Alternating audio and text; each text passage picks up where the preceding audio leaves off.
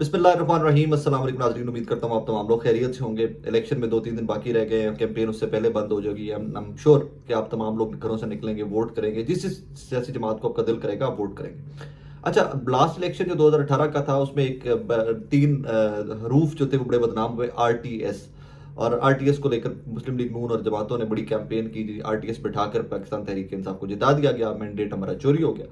वैसे तो पाकिस्तान की तारीख है कि कभी भी कोई इलेक्शन भी ऐसा नहीं हुआ पाकिस्तान की तारीख में जिसको तमाम सियासी जमातें जिसके नताज को तस्लीम कर लें। और ये एक पॉलिटिकल मूव भी होता है, ये पॉलिटिकली भी इसको कहते हैं कि जनाब धांधली हो गई हमारे साथ, हमारे वोट ज़्यादा थे, हमारे वोट रिजल्ट बदल दिए गए, रद्दोबदल हो गया, ये हो गया, वो हो गया। बिफोर इट के मैं इस ईएमएस जो इलेक्शन मैनेजमेंट सिस्टम है इसके अंदर ग्लिच क्या है और कैसे इसको लेकर एक बड़ी अहम खबर है इस ब्लॉग के अंदर आपके लिए। और उससे पहले मैं सिर्फ एक चीज़ का डॉट कनेक्ट कर दूं कि आपने अभी रिसेंटली देखा होगा कि इमरान खान साहब की हमशीरा हलीमा खान साहिबा ने जेल के बाहर गुफ्तगू की थी। उन्होंने कहा था, इमरान खान ने पैगाम दिया कि तमाम वर्कर्स और सियासी जमातों को जाकर बता दो कि इन लोगों ने, पीएमएलएन ने कंप्यूटर्स हैक करने का प्लान बनाया है या कंप्यूटर्स हैक कर लिए रिजल्ट चेंज करने के लिए। दो, कि मुझ जैसे लोगों के लिए पीएमएलएन का सोशल मीडिया और टैक्स हैवी कितने हैं वो हम लोग जानते हैं। मेरे लिए ये हैरानी की बात थी कि पीएमएलएन नहीं कर सकती है जो कि नहीं है। लेकिन बिफोर इट के मैं ईएमएस की जानिब आऊँ, कल का एक लेटर शायद आपकी नज़र से पहले गुजरा हो, लेकिन मुझे वो रेफरेंस के लिए मैं वो कोट कर दूं आपको। ये लेटर लिखा गया था assistant commissioner returning officer NA 197, Sindh का हल्का है, डिस्ट्रिक्ट कंबर शादात कोर्ट का। इन्होंने एक खत लिखा था डिस्ट्रिक्ट रिटर्निंग ऑफिसर को अपने को। उसके अंदर सब्जेक्ट कुछ इस किस्म का था, reservations on reliability and validity of election management system EMS. उसमें एक सेंटेंस है सिर्फ और फिर मैं ईएमएस की जानिब आ जाता हूँ। This shows that either the EMS system is utter failure or there is someone else that controls and manages the system behind the veil. इसमें लिख दिया जनाब, इस एक जुमले के अंदर उन्होंने लिखा है कि ईएमएस इलेक्शन मैनेजमेंट सिस्टम जो है अटर फेलियर है, और या फिर मुझे लगता है कि कोई और बंदा है जो पर्दे के पीछे पसे पर्दा है, वो ईएमएस को कंट्रोल कर रहा है। चले अब मैं आ जाता हूँ खबर की जानिब। खबर जुड़े वाला ये है कि इसका प्रोसेस पहले समझ लीजिए कि प्रोसेस क्या होगा। फॉर्म 45 जो है, हर पोलिंग एजेंट का जो प्रिजाइडिंग ऑफिसर होगा वो फॉर्म 45 मैनुअली बनाएगा, वो उसकी फोटो लेकर वो आरओ को भेज देगा, रिटर्निंग ऑफिसर को भेज देगा। रिटर्निंग ऑफिसर जो है फिर वो एक सिस्टम है ईएमएस, उसके अंदर वो तमाम डेटा कंपाइल करके उसके अंदर पुट करेंगे और फिर वो फाइनल रिजल्ट जो है वो आप तक और मुझ तक पहुंच जाएगा।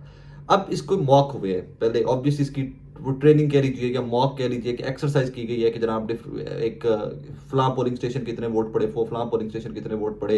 वो आरओ के पास आते हैं, असिस्टेंट कमिश्नर्स और जो आरओज हैं उनके पास आते हैं, आरओज वो डेटा पुट करते हैं ईएमएस के अंदर, इलेक्शन मैनेजमेंट सिस्टम के अंदर, और उसके बाद फाइनल रिजल्ट 47 का जो है, फॉर्म 47 जिसको कहते हैं, वो कंपाइल हो जाता है। अब मेरी इतलात ये है और सबूतों के साथ कुछ इतलात मैंने रात को देखी है इस्लामाबाद के अंदर, एक साहब के पास, सहाफ़ी हैं हमारे, उनके पास जनाब वाला कहानी इस तरह की है कि एक आरओ ने, रिटर्निंग ऑफिसर ने वो डेटा सारा पुट किया है ईएमएस के अंदर। मिसाल दे रहा हूँ, ऑब्वियसली उसमें सिक्रेसी का ख्याल रखना पड़ता है। मिसाल देता हूँ आपको कि उस जो मॉक के दौरान जो ट्रायल किया गया, जो मॉक किया गया ईएमएस का एक हल्के का, उसके दौरान वहां पर वोट पड़े जनाब 26,000, 30,000, 2,60,000, कोई भी आप फिगर कोई भी एक रख लीजिए, नंबर रख लीजिए, या 26 ही आप रख लीजिए। खैर, अगर वो 26 वोट पड़े, जब उसको ईएमएस के अंदर पुट किया जाता है उस डेटा को, तो जनाबे वाला वो 2600 बन जाए, वो 26,000 बन जाए, वो 2,60,000 बन जाए, वो आरओ के कंट्रोल के अंदर नहीं है। और इनको कोई समझ भी नहीं आ रही कि उसको कैसे कंट्रोल करना है, कि हम जो डेटा उसके अंदर पुट करते हैं, जो फाइनल आउटपुट आ रहा है उसके अंदर से, जो फाइनल रिजल्ट कंपाइल होकर आ रहा है, वो ईएमएस खुद से जनरेट कर रहा है। इनको कोई समझ नहीं आ रही उस ग्लिच की। और वो जो कोई कहते हैं कि बहुत बड़ा ग्लिच नहीं है, बहुत छोटी मोटी भी उसके अंदर टेक्निकलिटी है, लेकिन टाइम इस तरह का है कि जनाबे वाला वो जो आरओज हैं उनको समझ नहीं आ रही कि हम क्या करें। हम रिजल्ट कुछ पुट करते हैं, हमारे पास जो फॉर्म 45 आए हैं उसके अंदर कुछ रिजल्ट पुट किया जाता है, और फाइनली जो फाइनल रिजल्ट निकल रहा है वो कुछ और का और निकल रहा है। इसी किस्म की खबर कंबर से भी आती है, और ये हमने कल रात को दोनों का, इस कंबर वाले लेटर का और फिर जो हमारे पास खबर थी, इसका तकाबली जायजा लिया है, तो बिल्कुल एग्जैक्ट एक ही चीज़ है कि या तो कोई पीछे बंदा बैठा हुआ, कहीं पे और सिस्टम कंट्रोल हो रहा है कि जो आरओस के कंट्रोल में नहीं है, कि वो कुछ पुट करते हैं तो रिजल्ट कुछ फाइनल हो रहा है, मुरतब हो रहा है जो फाइनल रिजल्ट है। और सेकेंडली, या फिर सिस्टम के अंदर उस जो भी सॉफ्टवेयर वो यूज़ कर रहा है इलेक्शन कमीशन और जो आरओज इस्तेमाल कर रहे हैं, उनके अंदर कोई ना कोई ग्लिच है, कोई ना कोई बग है, कोई वायरस है या कुछ भी है कि जो इनसे सिस्टम ठीक नहीं हो रहा। ऑब्वियसली आप मुझे भी दे दीजिएगा, कोई सॉफ्टवेयर दे दीजिएगा तो मुझे आप ऑपरेट करना सिखा सकते हैं, बिकॉज मैं कोई सॉफ्टवेयर इंजीनियर तो नहीं हूँ। मैं उसके बैकएंड पे क्या चल रहा है, कैसे ये सॉफ्टवेयर काम कर रहा है, मैं उसके ऊपर काम नहीं कर सकता। ऑब्वियसली मैं उसको फिक्स नहीं कर सकता कि मुझे आप कहें कि ये खराब है तो इसको फिक्स कर लो, I can not do that. और ये जो तमाम तर शवाहिद हैं, ये मैं ऑब्वियसली मैं उसको थोड़ा सा मोल्ड करके इन्फॉर्मेशन को यूज़ कर रहा हूँ, बिकॉज ये सिक्रेसी का ख्याल रखना पड़ता है, मैं सोर्स का एंड एवरीथिंग। सो इसमें अब आकर इमरान खान साहब का वो जो दावा जो चंद दिन पहले जेल के बाहर अलीमा खान साहबा ने किया कि जी इलेक्शन का जो सॉफ्टवेयर या जो कंप्यूटर्स हैं वो नून लीग की जानिब से हैक कर लिए गए हैं, मैं आज भी एक चीज़ के ऊपर मुत्तफिक हूँ कि नून लीग इतनी टेक सेवी ही नहीं है, नून लीग इतनी काबिल ही नहीं है कि नून लीग कंप्यूटर्स हैक कर सके। अगर वो कर सकते होते तो वो डिजिटल मीडिया के ऊपर और इंटरनेट के ऊपर अपनी कैंपेन जो पाकिस्तान तहरीक इंसाफ से कंपैरिजन में शायद कोई 2% भी नहीं है उनकी, या 10% होगी, चले बड़ा कह रहे जब बड़ी छलांग मारो जी सारा कुछ 10% है तो वो उसी को बेहतर कर लेते। So I don't think so they are there, कुछ there is something else going on in this country और it's going on right 72 hours before elections. 72 घंटे के अंदर अंदर, आज 5 तारीख हो गई, 8 तारीख को इंशाल्लाह पोलिंग स्टार्ट हो जाएगी। सो इट्स ह्यूज, बहुत बड़ी बात है ये। अब इससे आगे बढ़िए तो मुझे कल कुछ दोस्तों की जानिब से कांटेक्ट किया गया कि जनाब हमारे जो पोलिंग एजेंट्स हैं हमें ख़तरा है कि उनको उठा लिया जाएगा। और ये ख़तरे वाली बात नहीं है, ये कंफर्म न्यूज़ है। मैं एक दो ब्लॉग में पहले भी इसके ऊपर बात कर चुका हूँ, क्रेडिबली इंफॉर्मेशन बेस्ड बात कर चुका हूँ। और हमारे कुछ दोस्त सहाफ़ी सीनियर्स जो हैं जो बाखबर भी हैं और थोड़ा सा वो एक मखसूस सियासी जमात के हम ख्याल भी हैं, चले नून लीग के हम ख्याल भी हैं या नून लीग को थोड़ा सा फेवर भी करते हैं वो लोग, वो ऑन कैमरा ऑन रिकॉर्ड बैठ कर ये बात कह चुके हैं कि अगर इमेजिन कीजिए, मेरे से बात करते ही एक शो के अंदर एक साहब ने कहा जरा इमेजिन कीजिए कि अगर आप कहते हैं जी पॉपुलैरिटी बहुत है, आप कहते हैं जी वोट बहुत है, तो इमेजिन कीजिए कि अगर जनाबे वाला वहां पर पोलिंग एजेंट ही नहीं होगा तो रिजल्ट कौन कंपाइल करवाएगा।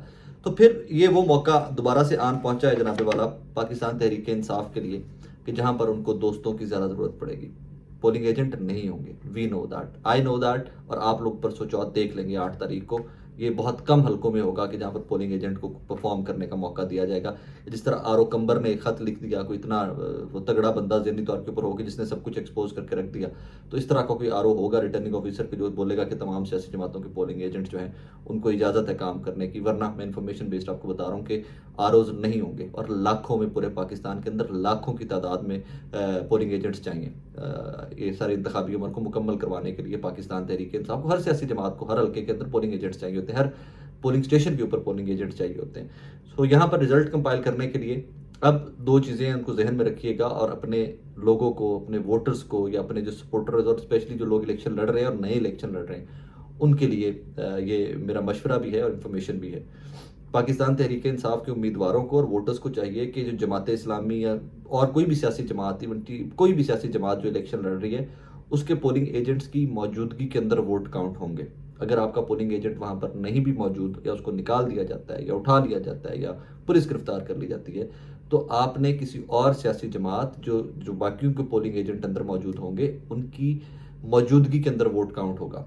आप उनसे भी रिजल्ट ले सकते हैं, वो भी आपकी मदद कर सकते हैं कि यार ये, और फिर मदद वो आपकी फॉर्म 45 तक ही कर सकते हैं कि जो मैनुअली रिजल्ट बनेगा, क्योंकि आगे फॉर्म 47 तक जाते हुए तो कहानी बदल चुकी होगी। वो मैं आपको पीछे बैकग्राउंड पूरा बताया है कि फॉर्म 47 जो है हर पोलिंग स्टेशन का वो मैनुअली बनेगा, प्रिजाइडिंग ऑफिसर लिख के देगा और फिर वो आगे आरओ को भेजेगा फोटो, तो आरओ वो डेटा जो है वो फीड करेगा, तो फॉर्म 47 जो फाइनल रिजल्ट है वो बनेगा। और वो कैसे बनेगा, सिस्टम उसके साथ क्या, कंप्यूटर उसके साथ क्या, वो सॉफ्टवेयर उसके साथ क्या करेगा, उसकी मिसाल मैंने आपको एक हल्के की दे दी है कि वो आप 26 पुट करो तो वो 26,000 भी कर सकता है, वो 260 भी कर सकता है, वो 26 लाख भी कर सकता है। वो सॉफ्टवेयर के मूड के ऊपर है कि उस टाइम के ऊपर वो किस मूड में बैठा हुआ है, और that is how it is. And में केपी को स्पेशली लेकर, क्योंकि केपी के ऊपर बहुत ज़्यादा बात हो रही है, आपको पता है कि पाकिस्तान तहरीक इंसाफ इस टाइम मखसूस नशिस्तें खो चुकी हुई है, क्योंकि उनके पास बल्ले का निशान नहीं है, तो वो मखसूस नशिस्तें खो चुके हुए हैं, उनको मखसूस नशिस्तें नहीं मिलेंगी। खैबर पख्तूनख्वा में लास्ट इलेक्शन के अंदर 2018 के अंदर पाकिस्तान तहरीक इंसाफ ने स्वीप किया था, काइंड ऑफ, ये सेकंड टेन्योर ने स्वीप किया था, इनको सेकंड चांस दिया था केपी के ने। 65 सीटें थी इनके पास फाटा मर्जर से पहले, फिर फाटा मर्जर हो गया केपी के अंदर, तो फिर वो सीटें भी पाकिस्तान तहरीक इंसाफ की इकट्ठी यहाँ पर काउंट होना स्टार्ट होगी। 65 सीटें थी, 65 के बाद मखसूस नशिस्तें मिलाकर ऑब्वियसली इनका एक अच्छा खासा मार्जिन बन गया था, हुकूमत बड़ी इजीली बना ली थी। इस दफ़ा इनको माइनॉरिटीज़ की सीटें, ख़वातीन की रिजर्व सीटें नहीं मिलनी, ये केपी के लोग स्पेशली जो है इनको वो सीटें नहीं मिलनी। अब हुकूमत बनाने के लिए पाकिस्तान तहरीक इंसाफ को, सिर्फ केपी की स्पेसिफिकली बात करूं, वैसे तो पूरे मुल्क के अंदर ये हाल है, लेकिन केपी इस सेफ पोजीशन में है कि जहां से पाकिस्तान तहरीक इंसाफ फ्लाइट ले भी सकती है और आराम से हुकूमत भी बना सकती है। तो अगर पख्तूनों ने केपीके के अंदर पाकिस्तान तहरीक इंसाफ की हुकूमत बनानी है तो उनको 70 सीटें जीतनी होंगी तो बना सकते हैं 70 सीटें, क्योंकि मखसूस नशिस्तें आपको नहीं मिलने जा रही केपीके के, अभी तक तो नहीं मिलने जा रही। हो सकता है पोस्ट इलेक्शन सुप्रीम कोर्ट में कोई रिट पिटीशन इस किस्म की लग जाए कि कहा जाए कि जी हमने फौरन 3 दिनों के अंदर अंदर जो था वो शामिल हो गए हम और किसी सियासी जमात के अंदर, तो वो बात की लेजिस्लेशन है या बात का वो कानूनी मेमेंटस है, उसका मुझे सच नहीं पता अभी। लेकिन अभी जब मैं आपसे मुखातिब हूँ, अभी तक कानूनी माहिरीन और सियासतदान खुद भी ये समझते हैं कि उनको मखसूस नशिस्तें पाकिस्तान तहरीक इंसाफ को नहीं मिलनी, लिहाजा उनको एक बहुत बड़ा नंबर है सीटों का जो वो जीतेंगे, तो उसके बाद वो पाकिस्तान तहरीक इंसाफ केपीके में गवर्नमेंट बनाने के काबिल हो सकेगी। सेकेंडली, एक जाते जाते और खबर, यही ईएमएस जो है, they are bound, election commission is bound this time कि रात 1 बजे तक इन्होंने आपको रिजल्ट देना है। हर हल्के से रात के 1 बजे तक रिजल्ट आप तक, मुझ तक, पाकिस्तान तक और पाकिस्तानी की दुनिया में बाहर पाकिस्तान से बैठे हुए उन तक पहुंचना है। कैसे पहुंचना है, क्या होना है, इंतजार करते हैं। फर्दर भी कुछ खबरें हैं, इंशाल्लाह वो भी अपडेटेड रखूंगा आपको। I'm bit too busy with the transmission के दफ्तर के काम के साथ बहुत मसरूफ हूँ, इस्लामाबाद में हूँ, लिहाजा बार बार आपसे मुखातिब नहीं हो पा रहा, लेकिन कोशिश करूंगा कि फर्दर आपको बहुत अपडेटेड रख सकूँ। अपना बहुत सारा ख्याल रखिएगा, दुआ में याद रखिएगा। अल्लाह हाफिज़।